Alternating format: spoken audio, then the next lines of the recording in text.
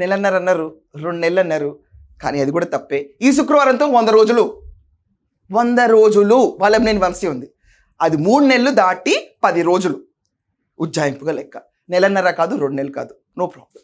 మీరు అందగాడని బ్రాండేజ్ వచ్చారు చూడండి, అప్పటి నుంచి ఇప్పటికి 100 రోజులు దాటిపోయింది. 100వ రోజు శుక్రవారంకి వల్లభనేని వంశీ హెల్త్ పరిస్థితి మీరు అందరూ చూస్తున్నారుగా. దగ్గుతానే వస్తున్నాడుగా, బయటికి తుమ్ముతానే వస్తున్నాడు కదా, కాలు లాగుతానే వస్తున్నాడు కదా. ఆఖరికి మనం ఒకసారి బ్యాక్గ్రౌండ్లోని ఇమేజ్ మనం క్రాస్ చెక్ చేసుకుంటే ఇందాక ముక్కు మీద ఒక డెంట్ కూడా ఉంది పాపం. ఏమైందో కూడా తెలియదు. ఒక కేసు తర్వాత ఒక కేసు. ఎందుకు వల్లభనేని వంశీ ఇన్ని తప్పుల మీద తప్పులు చేసావు అని ప్రశ్నించలేదు అప్పుడు? శిక్షకు అర్హుడు కాదా? ఫైన్.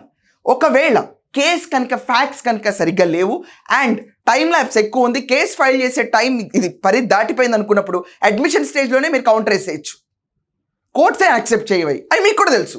కానీ ప్రజలకి తెలియకుండా ఒక డబ్బా గీసి వంశీని హింసిస్తున్నాడు, వంశీ హింస, వంశీ హింస. ఏంటండి ఇది?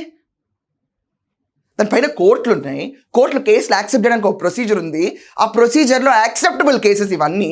వంశీ పైన కేసు అయినాయి అన్ని టెన్యూర్లో జరిగినవే. సత్యవర్ధని కిడ్నాప్ చేసింది ఫ్రెష్ కేసు. మైన్లు తర్వాత నకిలీ ఇళ్ల పట్టకాలప్పుడు నకిలీ ఇళ్ల పట్టకాలు జరిగిన దానికి మీదుగా మనకి పేర్లు తీసేసింది మన హయాంలోనే, మళ్ళీ ఇప్పుడు యాడ్ చేశారు. మైన్లు దోపిడీ జరిగింది మన హయాంలోనే, గాంధీ బొమ్మ దగ్గర బెదిరించింది మన హయాంలోనే, గన్నవరంలో పీటీ వారెంట్లు ఉన్నాయి. ఏం చేస్తాము? టీడీపీ కార్యాలయం ధ్వంసం చేసిన ఆ కేసులో ఉంది కూడా మన హయాంలోనే. ఎంతసేపు ఇది మాట్లాడకుండా వంశీ అమాయకుడు, వంశీ నేరస్తుడు, వంశీ కొట్టేశారు, వంశీ పిటిషన్, వంశీ నెలన్నర. ఏంటండి ఇది? అసలు వంశీ పరిస్థితి ఏంటి నాకు ఇప్పుడు అర్థం కావట్లా.